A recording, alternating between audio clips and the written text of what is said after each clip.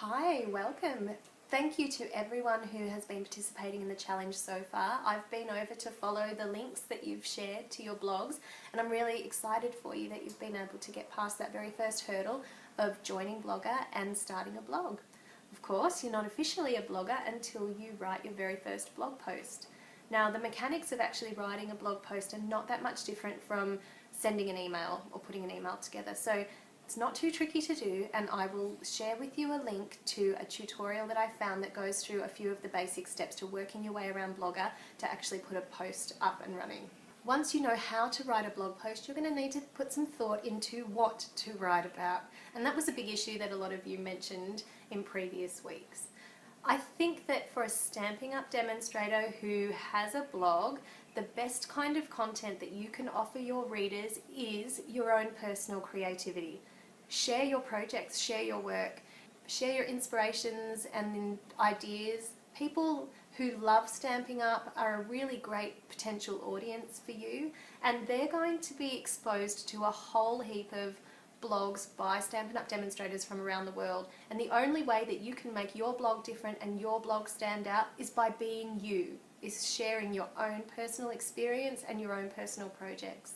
Now, I would like you to keep in mind that a blog is a relationship building tool. It's not a sales tool.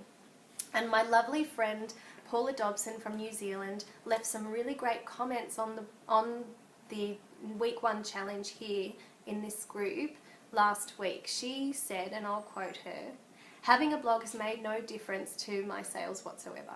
In fact, I made the decision to stop running Stampin' Up! Promotions on there. I use my other social media for that instead. I use my blog to share the projects I make, share tips and techniques, and make connections with people who choose to follow me."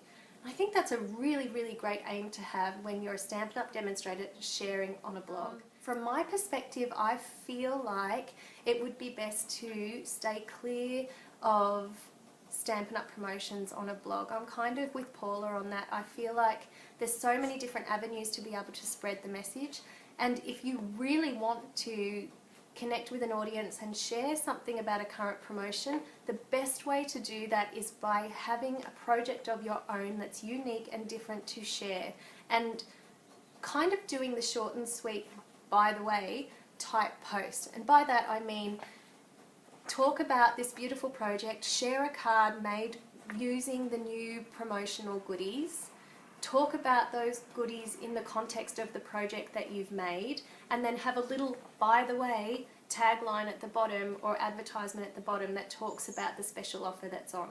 So it's kind of following that 80-20 rule, or even 90-10 rule. Most of the post would be about your project. The little 10% at the bottom is just to learn how to find out more and direct people to your Stampin' Up! Website to learn more about that, or your Facebook page, or ask them to join your newsletter so that once a month they can receive those messages directly to their newsletter if that's what they're interested in. Now, you might say, but Jen, Carols of Christmas is a brand new promotion and I want to tell my customers about it straight away, and I don't actually have the goodies to promote it. Now remember, your customers might not necessarily be your blog readers. Blog audiences tend to be made up of those people passionate about papercraft who are seeing lots of other Stampin' Up! Websites. So they've likely come across the promotion already, or they're demonstrators themselves and they've seen it directly from Stampin' Up! What would be really cool, if you still wanted to talk about it on your blog, is if you found an element of the Carols of Christmas project that you liked and created your own version of it. Don't have the goodies? That's okay. Case one of those really great samples. Stampin' Up! Designers have these beautiful, beautiful cards that they showed. Why not take one of them and say, this is a beautiful design by our Stampin' Up! Team. It shows off the brand new Carols of Christmas promotion that's available now, and it really inspired me to create this project. So you've cased either the layout, or you've cased the colours, or you've cased something about that card, and then focus on your case, on your design.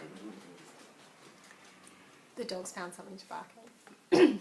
So that would be my advice to you. If you don't have the goodies, find a way to make your own personal project to share.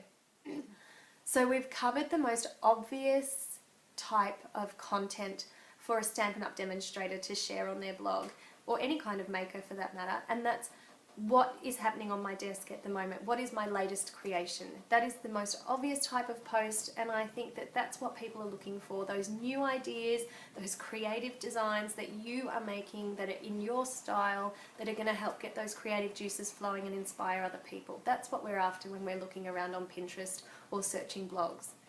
Other things that you might find that are useful to promote on your blog are maybe educational ideas.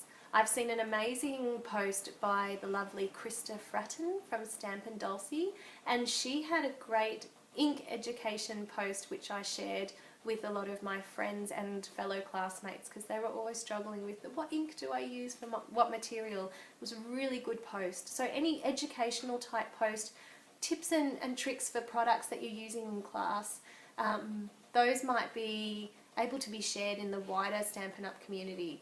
They would be appreciated.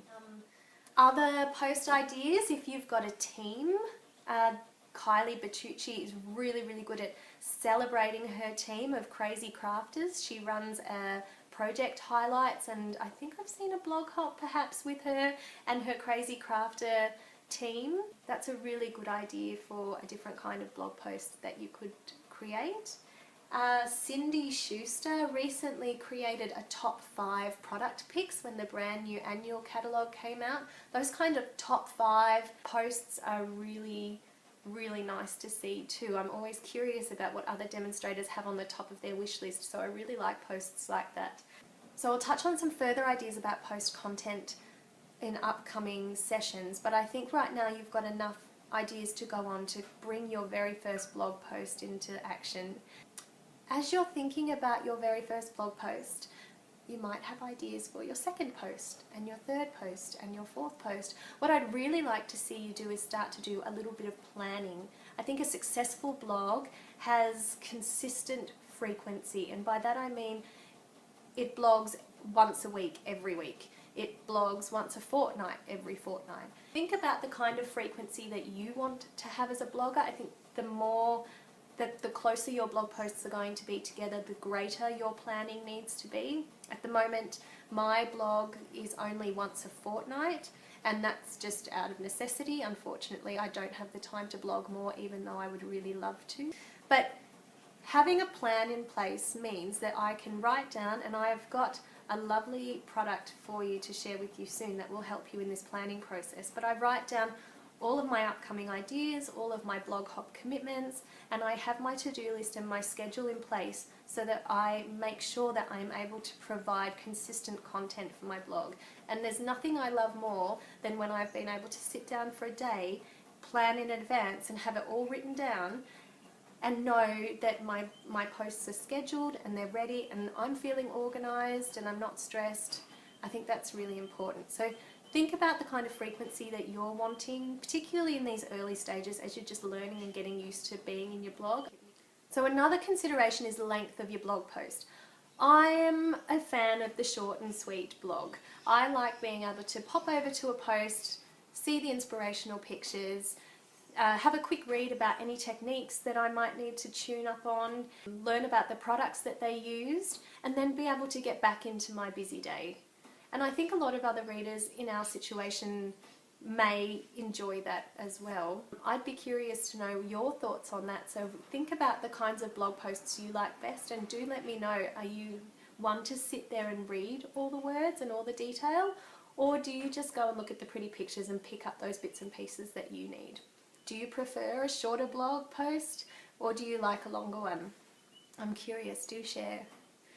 And the last thing that I want to touch on when we're thinking about considerations for writing your blog is the voice of your blog. So by this I mean your writing style. I would love for you to use your own voice. I admire those who have a really casual, relaxed, conversational style. I really do. And off the top of my head, a couple of my Stampin' Up! Favourite bloggers who have this amazing, warm, engaging style would be Kathy Keynes from In the Cat Cave and Susan Wong. I feel like both of them have a really informal, friendly tone that makes it really easy to read their posts, and it makes you feel like you're really connecting with a real person. For myself, I tend to have more of a formal written style. I'm polite and professional, often a tad on the wordy side, and usually with quite a few big words when smaller ones would have probably done just as well. I'm certainly privacy conscious, so I'm not as comfortable sharing photos of my children or things from my personal life in my blog. So while it is that I admire and would really love to write like the Kathy Kanes and the Susan Wongs of the world, I have to write in my own style, and I'm okay with that. I'm okay that mine's different and I might come across as a little bit reserved, and sometimes I worry that my writing makes me seem a little bit cold, but I can't do anything about that. If I sit there really trying to write in someone else's style, not only is it going to take a really long time, but it's not going to be genuine. It's not going to be who I am. And as I've mentioned before, blogs are about your voice. They're about relationship building, and I really think that there needs to be a match between the person and the content and the way things are written. It needs to be your own voice. So have a little think about that.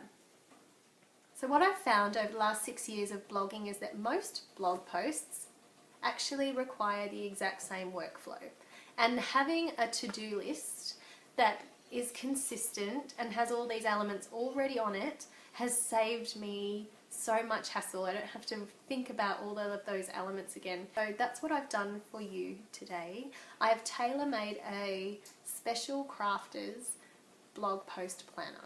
So it's printable, it comes in a bundle, there's 3 sheets in the bundle, and it's designed to help you make sure that your blog is in line with your goals, help you make sure that you do all of the elements required to get your blog out there and working for you, and help you to connect with your audience through social media by giving you those prompts to make sure that it gets sent out. So the blog post planner printable that I've put together for you includes 3 pages.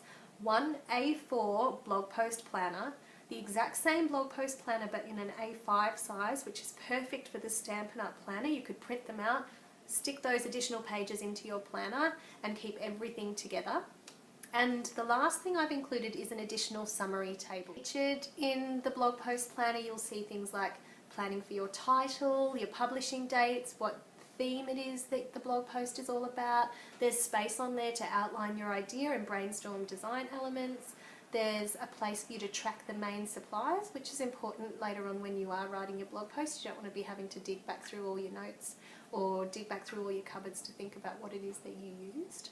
There's the opportunity to make notes about the kind of photographs and images you want to go with your blog post, and to think about the overall purpose of your post and include a spot there for the call to action or the little by the way that we were talking about earlier. There's also a little spot in there with the workflow, so you can check the little checklist of all the little elements that are needed to get a blog post up and live and going, and that includes connecting in with your social media.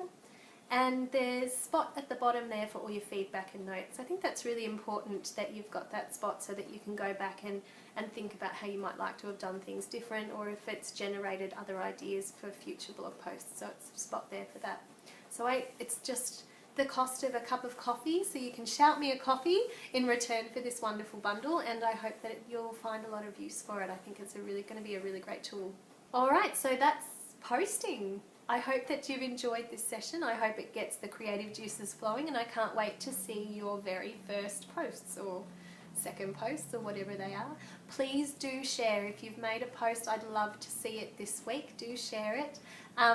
Next week we're going to look a little bit more into photography. So I look forward to sharing with you about that then.